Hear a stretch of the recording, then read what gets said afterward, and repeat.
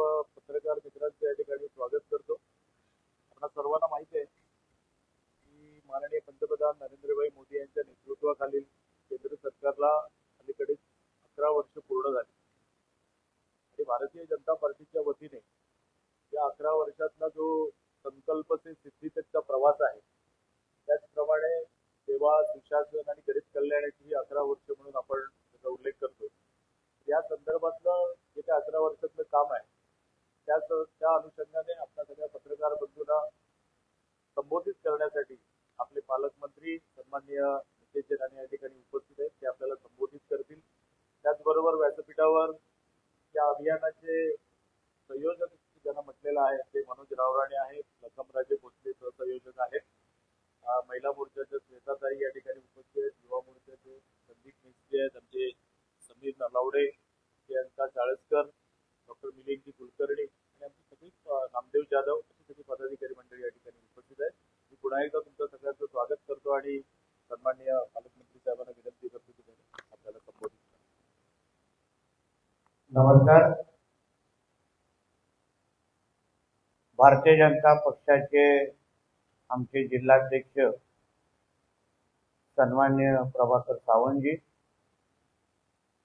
महिला मोर्चाचे अध्यक्ष सौ कोरगावकर मॅडम, मंचावर उपस्थित असलेले लखनराजे भोसलेजी, आमचे मनोज रावराणेजी, आमचे समीर नलावडे, आमचे मिलिंद मिस्त्री, उपस्थित असलेले आमच्या भारतीय जनता पक्षाचे सर्वच प्रमुख मान्यवर, उपस्थित असलेले सर्वच पत्रकार मित्र, जसा आमच्या जिल्हाध्यक्ष प्रभाकर सावंतजींनी उल्लेख केला की आजची ही पत्रकार परिषद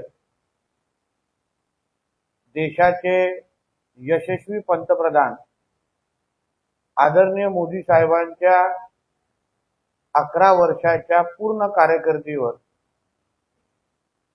एकत्रित प्रकाश टाकण्यासाठी आणि भारत देश म्हणून आपण कसे बदलत चाललेलो आहोत, महासत्तेच्या दिशेने कशी आपली वाटचाल सुरू आहे, या सगळ्या गोष्टीवर प्रकाश टाकण्यासाठी आजची पत्रकार परिषद आहे।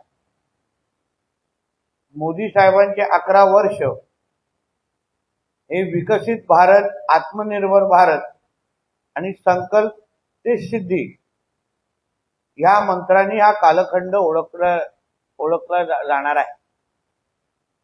आपण सर्व पत्रकार मित्रांना 2014 अगोदरचा आपला भारत देश आणि तेव्हा आपण पत्रकार म्हणून आपल्या देशाबद्दल ज्या बातम्या आपण रिपोर्ट करत होता, जी माहिती आपण संकलित करत होता, आपल्या भारत देशाबद्दल बाहेरच्या जगामध्ये, विश्वामध्ये काय ओळख निर्माण आपल्या भारत देशाची होती, म्हणजे आपल्या भारत देशामध्ये राहत असलेल्या लोकसंख्यापेक्षा भ्रष्टाचाराच्या आकड्यांबद्दल जास्त चर्चा होईल। किंबहुना भारत देश हा UPA 1 आणि 2 च्या कालावधीमध्ये भ्रष्टाचारामध्ये महासत्ता बनण्याच्या दिशेमध्ये वाटचाल करत होता। प्रत्येक बाबतीमध्ये वरतून ते खालीपर्यंत भ्रष्टाचाराने बरबटलेली पूर्ण एकंदरीत यंत्रणा भारतीय नागरिक म्हणून आपण अनुभवायला आपल्याला मिळालेली।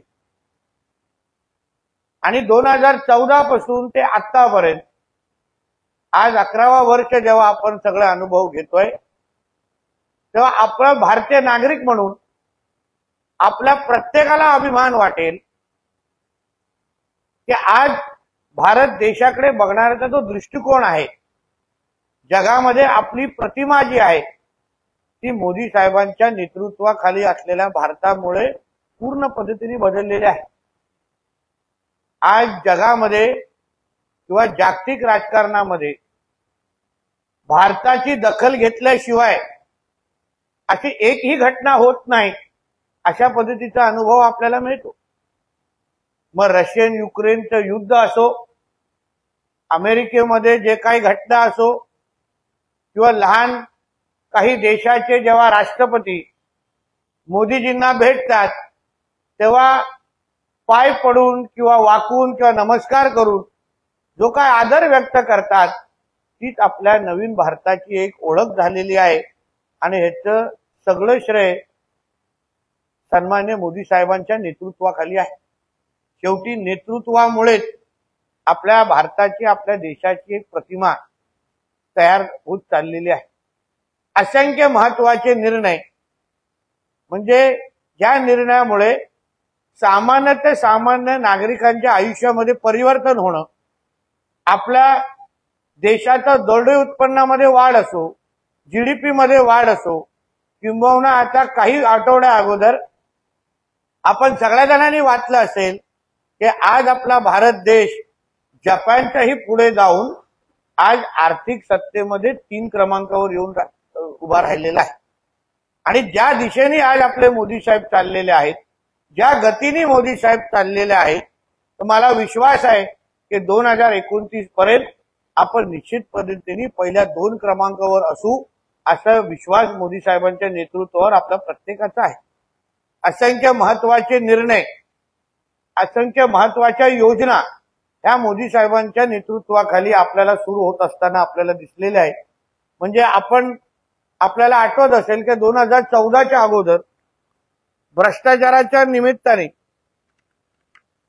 ज्या घटना आपण सगळेजण ऐकायला मिळायचे, मोदी साहेबांनी जेव्हा पहिल्या वर्ष जेव्हा त्यांनी सूत्र हातात घेतली तेव्हा एक वाक्य त्यांनी हक्काने सांगितलं आणि ते सिद्ध पण करून दाखवलं, ना खाऊंगा ना खाने दूंगा। आणि तेच नजरेसमोर ठेवून आज जे भ्रष्टाचार करणारे लोक आहेत, जे सामान्य जनतेचा हक्क पडून घेऊन जाणारे जे लोक आहेत, त्यांना आज असा विचार करण्यामध्ये पण भीती वाटते असं वातावरण मोदीजींच्या नेतृत्वाखाली तयार झालेलं आहे। म्हणजे पहिलं सर्रास पद्धतीने आपल्याला घोटाळे होत असताना दिसायचे, सर्रास पद्धतीने लोकांच्या बँकेतून पैसे काढून मोठ्यातले मोठे उद्योगपती देशातून पळून जाताना आपल्याला दिसायचे। पण मोदी साहेबांच्या नेतृत्वाखाली असलेल्या भारतामध्ये असं कोणी हिम्मत करणार नाही असं वातावरण आज देशामध्ये तयार झालेलं आहे। भारताच्या सुरक्षिततेच्या बाबतीमध्ये ऑपरेशन सिंदूर असो किंवा असंख्य अशा घटना आपल्या आज देशाच्या नागरिकांनी अनुभवलेल्या आहेत। आपल्याला सगळ्यांना आठवत असेल 26/11चा हल्ला असो की मुंबईमध्ये असंख्य बॉम्बलास्ट जेव्हा व्हायचे तेव्हा आपण सगळेजण सामान्य नागरिक म्हणून अरे इसका तो हमको आदत लग गया है असं बोलून आपण पुढचं आयुष्य पुढे जगायला सुरू करायचं। पण आज ऑपरेशन सिंदूरच्या नंतर आपल्या भारताकडे पाकिस्तान असो किंवा अतिरेकी कारवाया करणाऱ्या कोणीही संघटना असो, कोणीही वाकड्या नजरेने पाहिलं तर जसा तसं उत्तर किंबहुना त्यांच्या सगळ्याचे सगळे नीव हलवण्याची जी क्षमता किंवा ताकद आज आपल्या भारतामध्ये आहे, अशा पद्धतीची प्रतिमा आदरणीय मोदी साहेबांच्या नेतृत्वाखाली तयार झालेली आहे। बघा, जो पहलगाम मध्ये तो हल्ला झाला, काही तासा अगोदरच आपल्या सैन्य दलांनी, आर्मीनी, एअरफोर्सनी ज्या पद्धतीने त्या पाकिस्तानमध्ये असलेल्या अतिरेक्यांच्या अड्ड्यांना जशा पद्धतीने उद्ध्वस्त केलं, पाकिस्तान आतापर्यंत ज्या पद्धतीने आपल्याला बोलत होता की आम्ही आतंकवाद्यांना संरक्षण देत नाही, पण त्या ऑपरेशन सिंदूरच्या माध्यमातून पाकिस्तानचा खरा चेहरा उघड करण्याची हिंमत ही फक्त ना फक्त मोदी साहेबांच्याच नेतृत्वाखालच्या 11 वर्षाच्या सरकारने केलेलं आहे। म्हणून हे जे काही कणखर नेतृत्व आहे, आजूबाजूचा असा कुठलाच देश नाही, मग चीन असो, पाकिस्तान असो, बांगलादेश असो, प्रत्येकाला एक कडक संदेश दिलेला आहे की हा बदललेला भारत आहे, हा मोदीजींचा भारत आहे आणि इथे अगर तुम्ही कोणाला वाकड्या नजरेने बघाल तर तुम्हाला गंभीर परिणाम भोगायला लागतील, अशा पद्धतीची प्रतिमा आज भारताची तयार झालेली आहे। नक्षल नावाची ही जी समस्या, या बाबतीमध्ये आपण वर्षानुवर्ष ह्या बाबतीमध्ये ऐकतो, नक्षलाईटनी इथे हल्ला केला, नक्षल इथे पद्धतीने एवढ्या लोकांना मारलं, नक्षलांनी एवढ्या लोकांना अपहरण केलं, असंख्य गोष्टी आपण वर्षानुवर्ष ऐकत आलेलो आहे. आज ह्याच मोदीजींच्या नेतृत्वाखाली असलेल्या सरकारमध्ये आदरणीय गृहमंत्री अमित शहाजींच्या नेतृत्वाखाली असलेल्या मंत्रालयाने आज नक्षल मुक्त भारत या मोहिमेकडे आपण वाटचाल करून आज 99% ह्याच्यामध्ये यश मिळवण्यामध्ये आपल्या भारताला यश मिळालेलं आहे. म्हणजे ज्या वर्षानुवर्ष काँग्रेसच्या कालावधीमध्ये किंवा 2014 पासून ज्या समस्यांबद्दल आपण फक्त ऐकायचो की ही समस्या झाली आहे, ती समस्या झाली आहे, आणि मग त्या समस्याला कधी आपल्याला उत्तर भेटायचं नाही, पण आपण फक्त चर्चा करत राहायचो आणि आपलं फक्त समाधान मानत राहायचो, अरे कधी ना कधीतरी तो प्रश्न सुटेल. पण ह्या 11 वर्षाच्या मोदीजींच्या कारकिर्दीमध्ये जे कधी न सुटणारे किंबहुना वर्षानुवर्ष प्रलंबित असणारे प्रश्न मोदीजींच्या इच्छाशक्तीमुळे, कणखर नेतृत्वामुळे आपल्याला सुटताना दिसलेले आहेत. 370 सारखा कायदा असो किंवा राम मंदिरचा प्रश्न असो, असंख्य गरीब कल्याणाच्या नावाने सुरू असलेल्या योजना असो, म्हणजे शेवटच्या व्यक्तीपर्यंत विकास पोहोचवण्याची जे काही मोदी सरकारची जे काही प्रक्रिया आहे ती अतिशय यशस्वी पद्धतीने पार पाडलेली आहे. पहिलं जेव्हा केंद्र सरकार कुठलीही मोठी योजना जाहीर करायचे तेव्हा आपण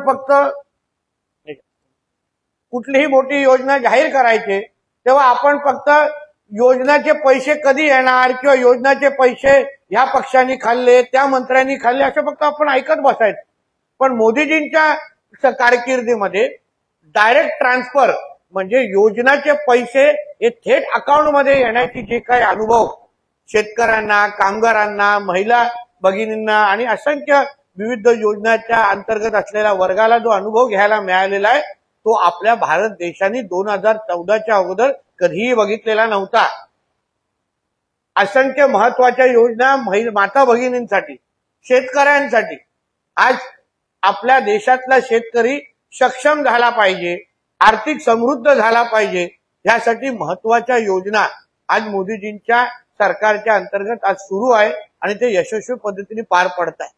मला आठवतं की कोविडच्या काळात जेव्हा आपल्या हातात एकही रुपया नव्हता तेव्हा आमच्या शेतकऱ्यांच्या बांधवांकडे शेतकरी सन्मान निधीच्या निमित्ताने केंद्र सरकारच्या 6,000 म्हणजे प्रत्येकी 2,200 हजारचे हप्ते कोरोनाच्या काळात, अन्य वेळी तर सुरूच होतं, पण कोरोनाच्या काळात ह्याच मोदी सरकारच्या माध्यमातून शेतकऱ्यांना आधार देण्यासाठी सुरू ठेवले.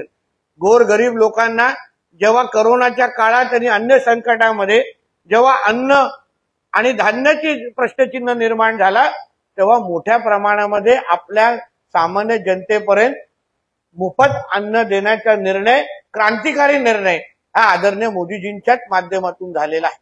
आणि म्हणून असंख्य असे महत्वाचे मुद्दे किंवा असंख्य प्रश्न ज्या देशासमोर होते ज्याच्याबद्दल आपण फक्त चर्चा करत राहायचो, मोदीजींच्या माध्यमातून आपल्याला सुटताना दिसलेले आहे.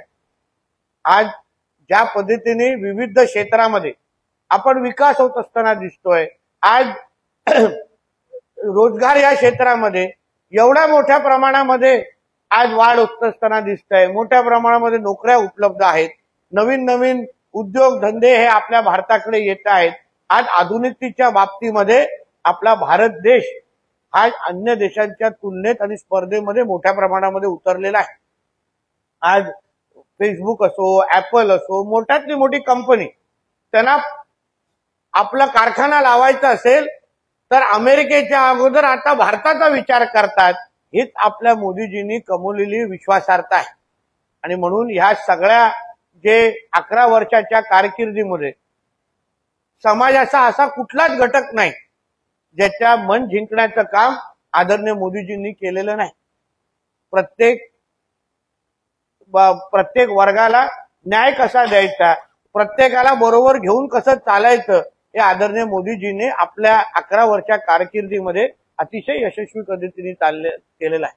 आपल्या कोकणाच्या दृष्टिकोनातून अगर आपण विचार केलात तर प्रधानमंत्री मत्स्य संपदा योजना असो किंवा बंदरेच्या माध्यमातून आपल्या किनारपट्टीचा विकास असो, या आर्थिक बजेटमध्ये म्हणजे युनियन बजेटमध्ये, अर्थसंकल्पामध्ये 25,000 कोटी समुद्र किनाऱ्याच्या विकासासाठी मोदी सरकारने तरतूद करून ठेवलेली आहे.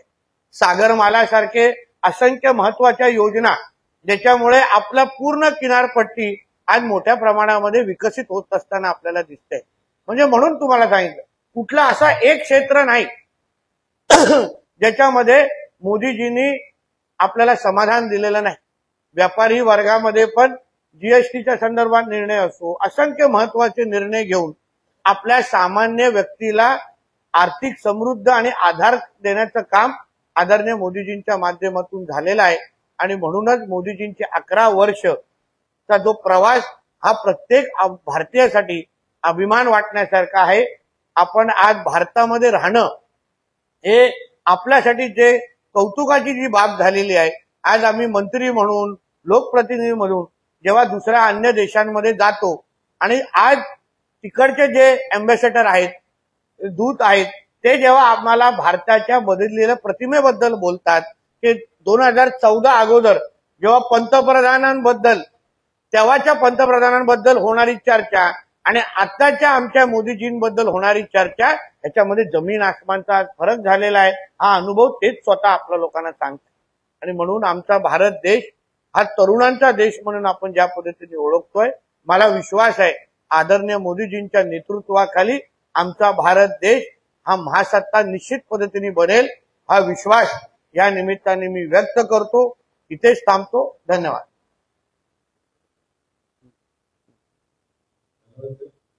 त्यानंतर आपण सगळ्या जनतेसाठी ज्या काही योजना आहेत त्याचं एक सारांश पत्रक आपण तयार केलेलं आहे, त्याचं प्रकाशन आहे. त्यानंतर वरती आपण या अनुषंगाने लावलेल्या प्रदर्शनीच्या उद्घाटनाचा कार्यक्रम संपन्न करतो. याच्याबद्दल काही प्रश्न असतील तर विचारू शकता. नाही या विषयावर मोदीजींच्या 11 वर्षामध्ये पत्रकारांवर अन्याय नको म्हणून.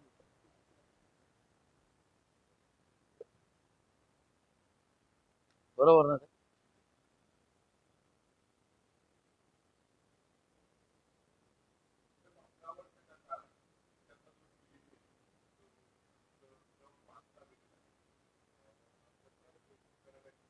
बघा, ह्याच्या मागे आर्थिक नियोजन आणि आर्थिक दूरदृष्टीचा परिणाम आहे.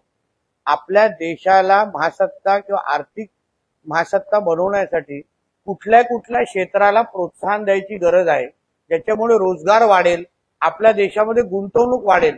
हे मोदीजींच्या नेतृत्वाखाली अतिशय योग्य पद्धतीने झाल्यामुळेच आपल्याला आज महासत्तेच्या दिशेने आपला देश जात असताना दिसतोय. आज आपल्या भारत देशावर बद्दल जी विश्वासार्हता आहे, आज चीननी गमावलेली विश्वासार्हता, पाकिस्तान जे स्वतः उद्ध्वस्त होण्याच्या मार्गावर आहे, आणि त्या तुलनेने आपला भारत देश आज ज्या अर्थी जपानच्या पण पुढे निघून गेलेला आहे. जपान हा आधुनिकतेच्या बाबतीमध्ये फार पुढे असलेला देश होता, पण त्याच्यापेक्षाही एक पाऊल आज ज्या अर्थी भारत देश गेलेला आहे, याचं सगळं श्रेय आदरणीय मोदीजींना जातं.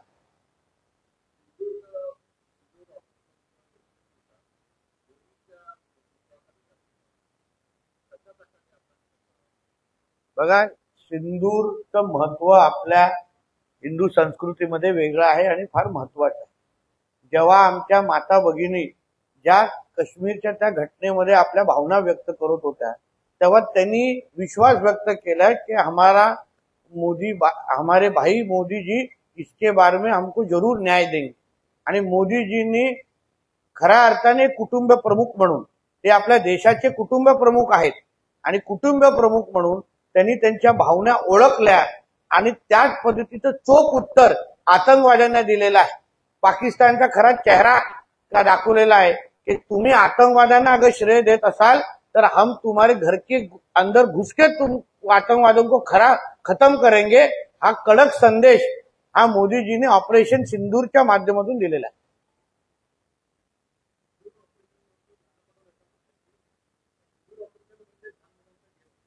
बघा, असं आहे, ज्याच्या नेतृत्व की ज्याचा लीडरच अगर पप्पू असेल, त्याला सगळं व्हिडिओ गेम आणि लहान मुलंच दिसणार. कारण का राहुल गांधीचं फक्त शरीर वाढलेलं आहे, बौद्धिक पात्रता वाढलेली नाही. आणि त्याच्या नेतृत्वात खाली काम करणारे नाना पटोले हे पप्पूचे पक्षाचे नेते असल्यामुळे त्यांना पूर्ण जगच लहान दिसत असेल म्हणून हे त्यांची चूक नाही, याला जबाबदार राहुल गांधी सारखा पप्पू आहे.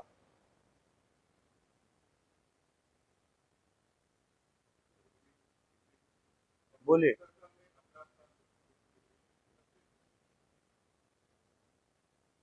मोदी जी ने 11 वर्ष, मोदी जी के 11 साल, जो उसके बारे में आज हम लोग जो ये पत्रकार परिषद हम लोग ने दिए हैं, मोदी जी के 11 साल, ये हमारे भारत देश को विकसित भारत देश की जो पहचान उन्होंने दिलाई है उसके लिए बहुत महत्वपूर्ण रहे हैं. इस 11 साल में मोदी जी के माध्यम से जो हर एक वर्ग का जो विकास, सबको साथ में लेके विकास करने की जो का तैयारी हमारे देश ने दिखाई है. हर क्षेत्र में जिस तरीके से आज विकास हो रहा है, हर एक को आज आधार देने का काम जो हमारी केंद्र सरकार कर रही है, वही मोदी जी का 11 साल की असली पहचान है. इसी तरीके से आज जैसे 11 साल में मोदी जी हमारे भारत देश को पूरे विश्व में फाइनेंशियल यादी में चौथे क्रमांक पर लेके गए हैं, उसी तरीके से आगे का उनके प्रवास के जाते हुए हमारा भारत देश ये महासत्ता जरूर होगा, ऐसा विश्वास मैं इस वक्त व्यक्त करता हूं.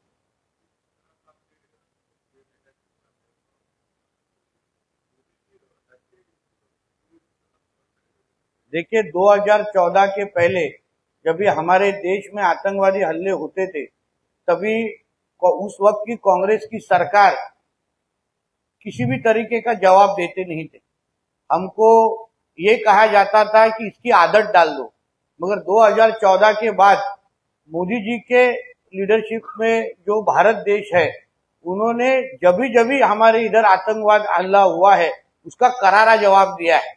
ऑपरेशन सिंदूर जब भी हुआ उसके बाद कुछ दिनों बाद ही जिस तरीके से मोदी जी ने करारा जवाब दिया है, भविष्य में पाकिस्तान हो या कोई भी जो आतंकवादी संगठन हो, वो हमारे देश की तरफ गंदी नजर देखने की हिम्मत करेगा नहीं. यही मोदी जी के नेतृत्व के नीचे का नया भारत है.